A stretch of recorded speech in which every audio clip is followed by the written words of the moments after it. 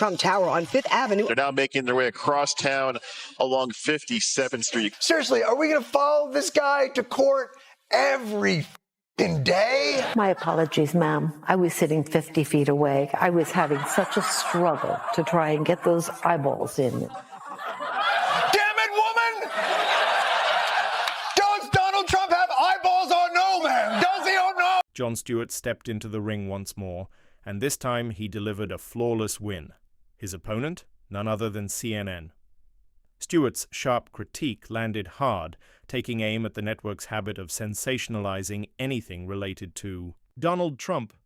In his view, the media uproar over Trump's potential return to power was little more than overblown drama, a lot of noise over nothing.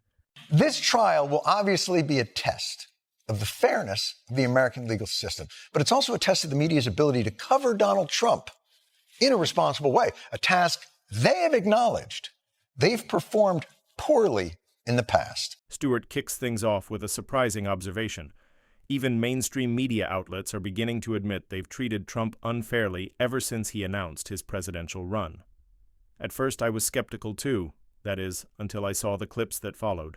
Way too much speculation and liberal wishful thinking and attempts to connect dots that did not connect. It's the media's responsibility to not get distracted. I think we were much too busy chasing after shiny objects. And just like that, we see it.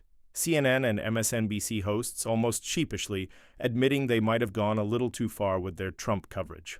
What a relief. For a while there, the Trump derangement syndrome was getting hard to stomach. Now, me, I might be willing to let the bias slide. But the real question is, will Jon Stewart? Let's find out. I think for this trial, we will see the seeds of that introspection bear fruit. Or we will learn that learning curves are for pussies. Jon Stewart urges us not to get too starry-eyed over the mainstream media's oh-so-noble confession about going overboard on Trump. And honestly, he's got a point.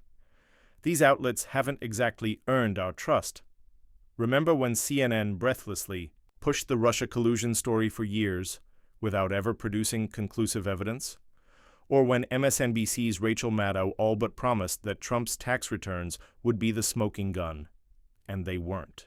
And let's not forget how both networks treated the Steele dossier like holy scripture until it completely fell apart under scrutiny. Maybe this sudden moment of honesty is genuine. Maybe they really have turned a corner. Let's find out. Here we go. It's on. It's happening. History will be made. Shaping up to be the trial of the century. Maybe the trial of the century. The trial of the century. But just might be the trial of the century. The tax man is here, Donald Trump. Well, turns out it was all just a hoax. Called it. These media outlets haven't really changed. Not at all. They're still hooked on Donald Trump as their main source of content. If they stopped covering him, they'd risk losing viewers, ratings, and most importantly, revenue. That so-called confession. The media's first attempt, the very first attempt on the first day at self-control failed. And I'm sorry to say that I'm sorry, hold on, we're getting breaking news. You know, he wanted to get a jury seated, so we had a lady. Bill, I'm sorry to interrupt. Now, you'd think they're gearing up to drop some earth-shattering revelation, so go ahead, brace yourself. Wouldn't want to be caught off guard. Consider this your fair warning.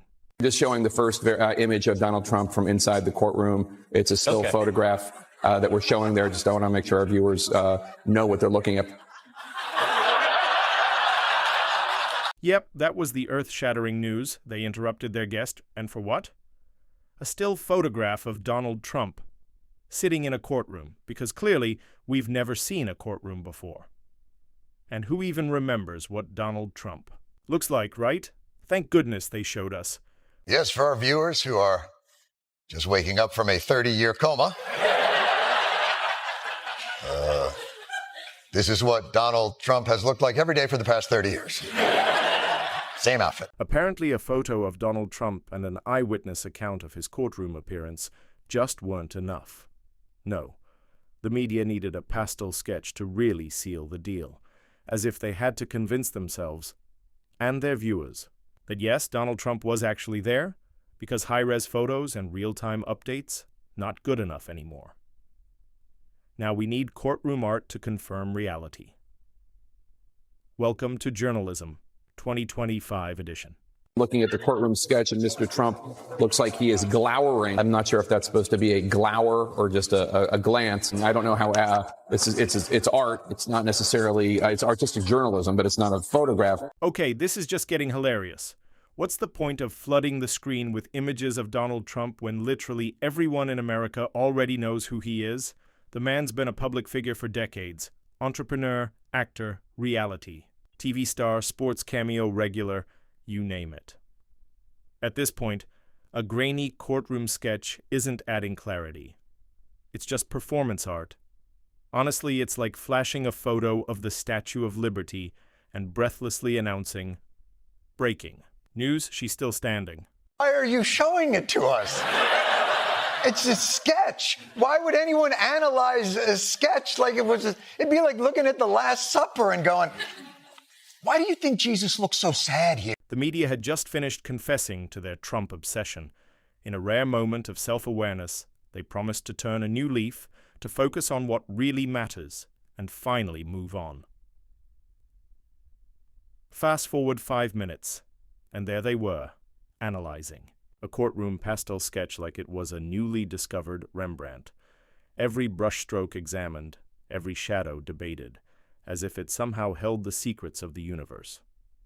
Naturally, Jon Stewart wasn't buying it. He tore into the absurdity, calling out the hypocrisy of pretending to scale back, while still serving up the same old spectacle.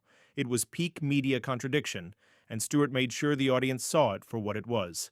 The media trying. It's because of Judas? What if we interview one of the waiters at one of the tables from like a different section of the restaurant, who maybe didn't actually see him, but, we got time to kill. Well, I guess we'll never know. It's the same cycle, just dressed up in new language. Sure, they say they've gone overboard, but the moment Trump makes a headline, they're right back at it. Panels, analysis, breaking news alerts. At this point, it's not about informing the public. It's about sustaining a narrative that keeps the lights on. Because, like it or not, Donald Trump still pays the bills. Perhaps if we limit the coverage to the issues at hand and try not to create an all-encompassing spectacle of the most banal of details, perhaps that would help. Trump is their golden goose. Every time he tweets, speaks, or even breathes in a way they can spin, it's instantly labeled breaking news. They've built entire news cycles, sometimes stretching for weeks, out of vague speculation and sensational headlines, always with Trump's name plastered front and center. So when they suddenly put on a self-aware face and admit they might have gone too far, it's hard to take seriously. It doesn't feel like accountability. It feels like PR damage control. The addiction is still very real. They're just hoping you won't notice.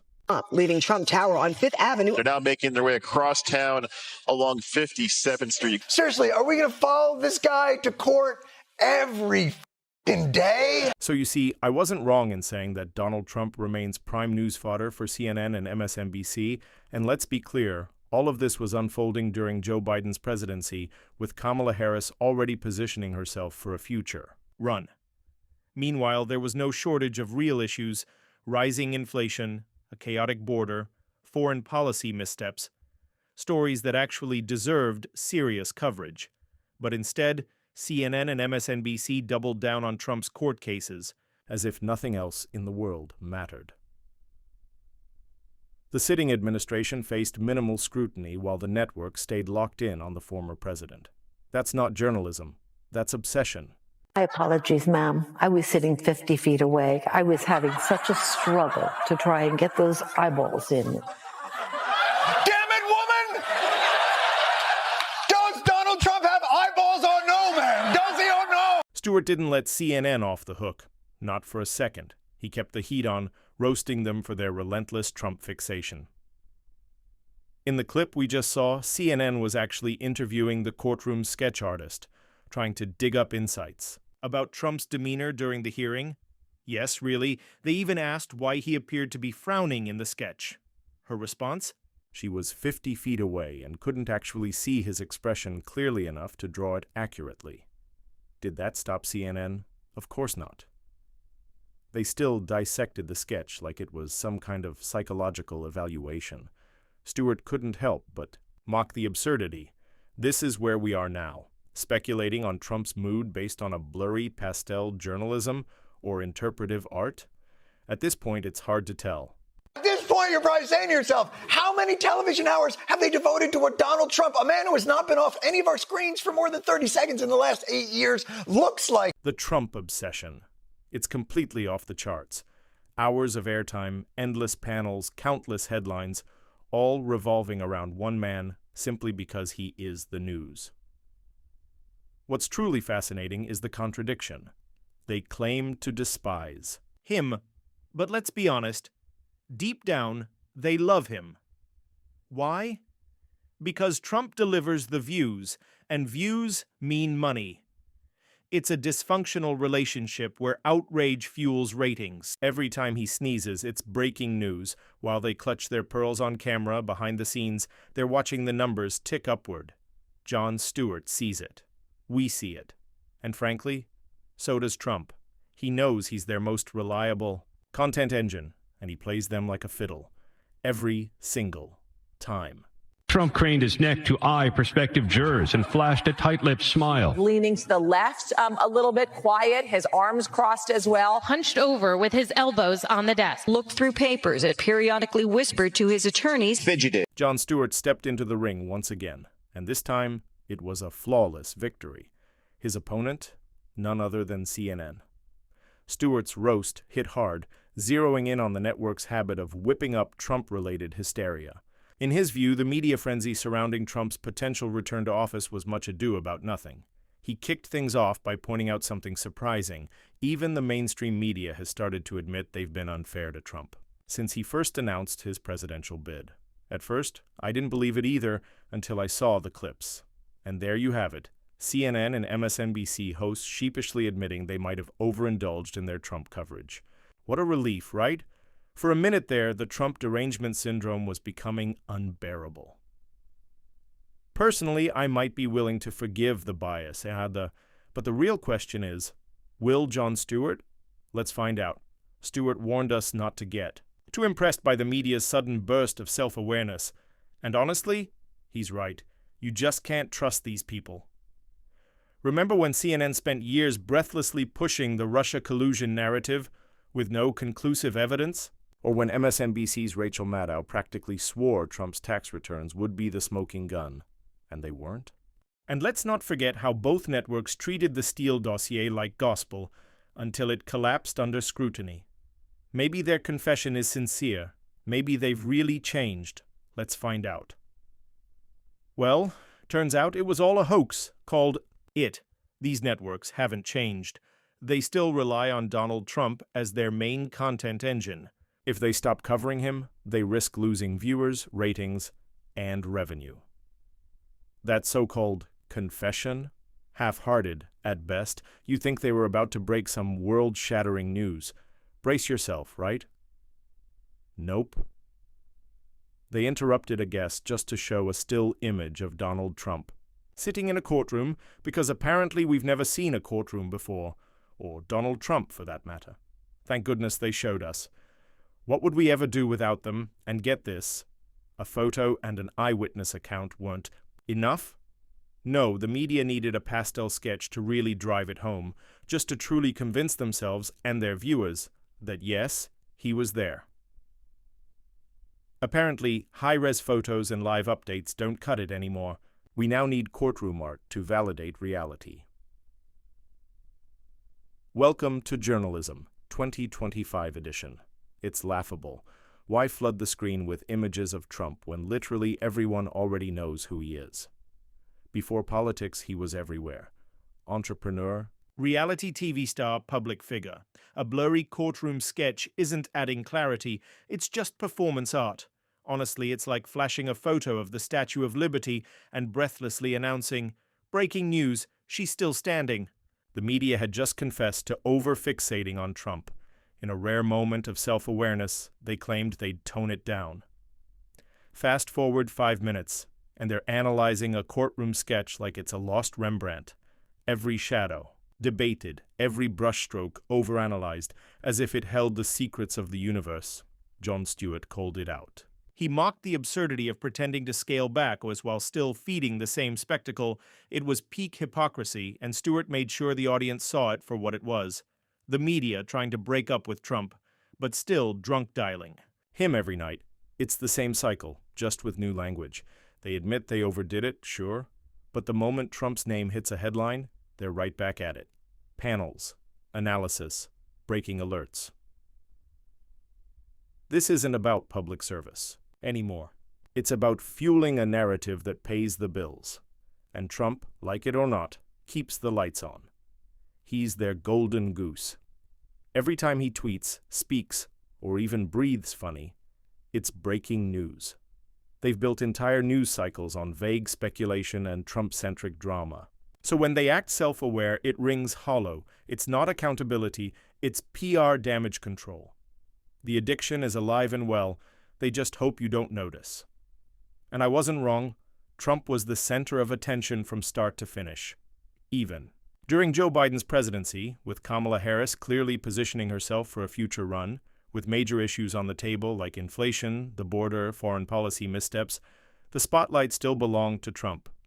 Meanwhile, Biden, Harris, even governors like Tim Walz barely registered. It was as if nothing else mattered, and when voters see one candidate every hour on the hour and others fade into the background, the choice starts to feel inevitable. The irony? The very networks trying to undermine Trump ended up amplifying him. Every criticism turned into free campaign advertising. Talk about backfiring.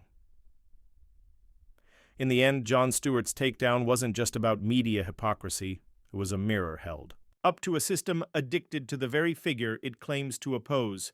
The mainstream media says it's moving on from Trump, but can't resist zooming in on courtroom sketches and speculating about his facial expressions. Despite the confessions, the obsession remains. And ironically, that obsession is what keeps Trump relevant. By giving him wall-to-wall coverage while sidelining other political figures, they've helped shape the very political landscape they pretend to critique. Stewart didn't just call them out, he exposed the codependency. Trump may be their favorite villain, but he's also their biggest star. And deep down, they know it. And with that, we draw the curtains on today's video. If you enjoyed the commentary, hit that like button and subscribe for more content like this. Thanks for watching, and I'll catch you in the next one.